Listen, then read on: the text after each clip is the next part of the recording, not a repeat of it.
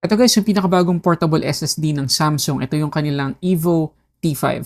Unbox natin. So pag open natin ng box, makikita natin syempre yung ating portable SSD, yung ating USB-C to USB-C cable, at yung documentation. Quick specs muna tayo.